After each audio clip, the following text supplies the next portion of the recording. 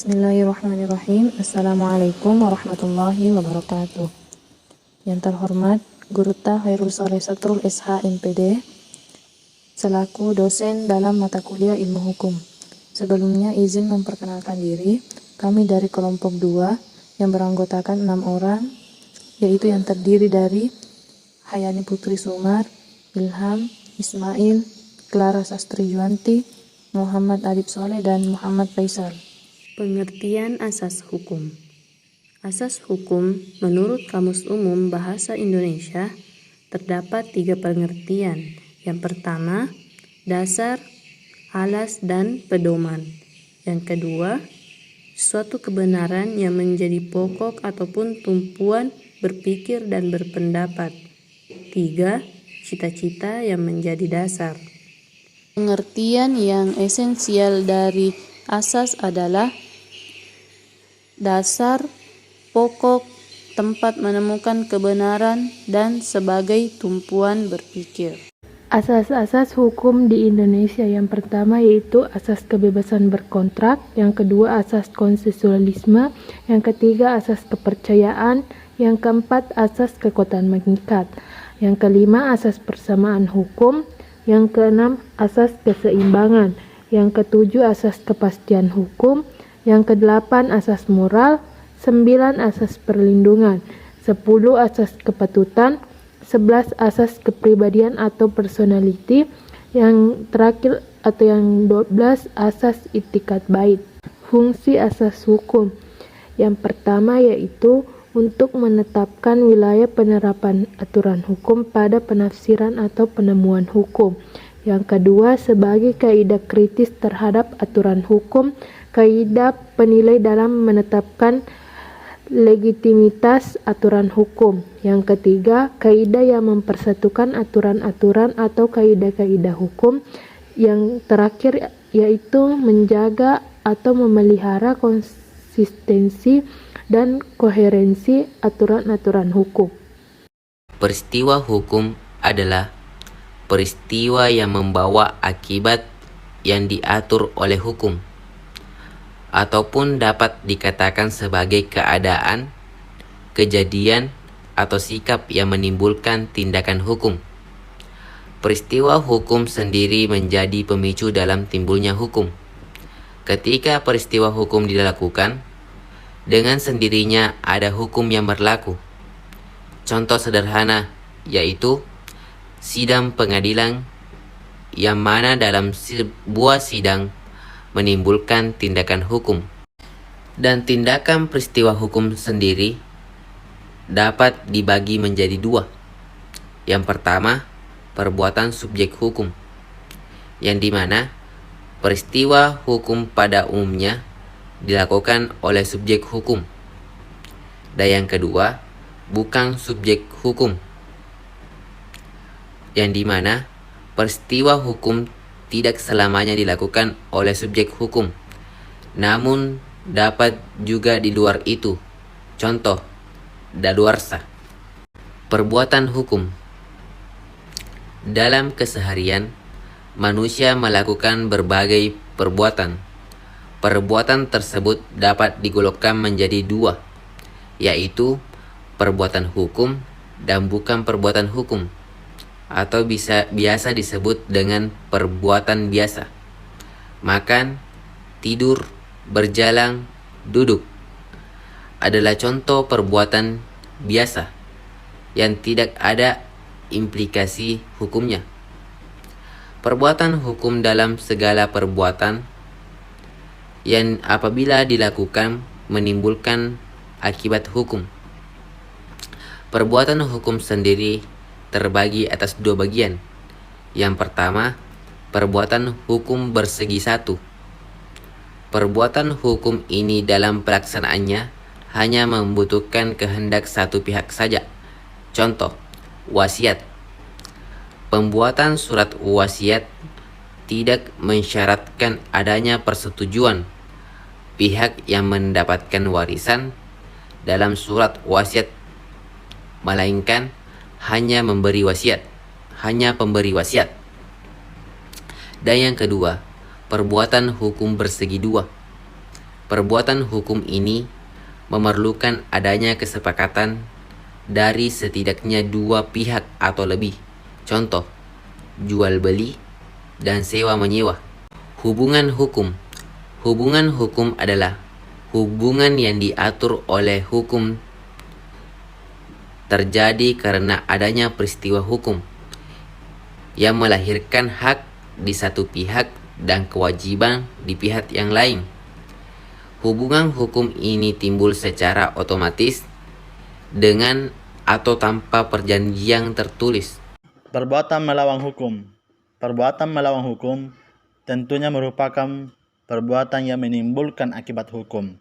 Terlebih, perbuatan melawan hukum tentunya menimbulkan akibat hukum pula yang lebih kita kenal dengan sanksi.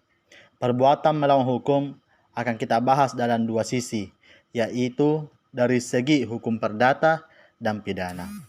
Dalam konteks hukum perdata, perbuatan melawan hukum atau oret matik dat diatur dalam pasal 1365 KUH Perdata atau Burgerlijk Wetboek atau disingkat dengan BW. Disebutkan, tiap perbuatan melawan hukum yang membawa kerugian kepada orang lain mewajibkan orang yang karena salahnya menerbitkan kerugian itu mengganti kerugian tersebut. Secara sederhana dapat dijabarkan, perbuatan melawan hukum mengakibatkan kerugian terhadap orang lain. Terdapat orang yang bersalah sehingga mengakibatkan kerugian. Orang tersebut harus mengganti kerugian. Perbedaan perbuatan melawan hukum dalam konteks hukum pidana dan hukum perdata lebih condong ke arah hukum pidana yang bersifat publik serta hukum perdata yang bersifat privat. Hak adalah kuasa untuk menerima atau melakukan suatu yang semestinya diterima atau dilakukan melulu oleh pihak tertentu dan tidak dapat oleh pihak lain manapun juga yang pada prinsipnya dapat dituntut secara paksa olehnya. Hak dan kewajiban merupakan suatu yang tidak dapat dipaksa, akan tetapi terjadi pertentangan karena hak dan kewajiban tidak seimbang, bahwa setiap warga negara memiliki hak dan kewajiban untuk mendapatkan penghidupan yang layak, tetapi pada kenyataannya banyak warga negara yang belum merasakan kesejahteraan dalam menjalani kehidupannya. Semua itu terjadi karena pemerintah dan para pejabat tinggi lebih banyak mendahulukan hak daripada kewajiban. Padahal menjadi seorang pejabat itu tidak cukup hanya memiliki pangkat, akan tetapi mereka berkewajiban untuk memikirkan diri sendiri. Jika keadaannya seperti ini, maka tidak ada keseimbangan antara hak dan kewajiban. Jika keseimbangan itu tidak ada, akan terjadi kesenjangan sosial yang berkepanjangan. Untuk mencapai keseimbangan antara hak dan kewajiban, yaitu antara lain, yang pertama, dengan cara mengetahui posisi diri kita sendiri sebagai seorang warga negara, harus tahu hak dan kewajibannya. Yang kedua, seorang pejabat atau pemerintah pun harus tahu akan hak dan kewajibannya seperti yang sudah tercantum dalam hukum dan aturan-aturan berlaku. Jika hak dan kewajiban seimbang dan terpenuhi, maka kehidupan masyarakat akan aman sejahtera. Hak dan kewajiban di Indonesia ini tidak akan pernah seimbang apabila masyarakat tidak bergerak untuk merubahnya. Karena para pejabat tidak akan pernah merubahnya, walaupun rakyat banyak menderita karena hal ini.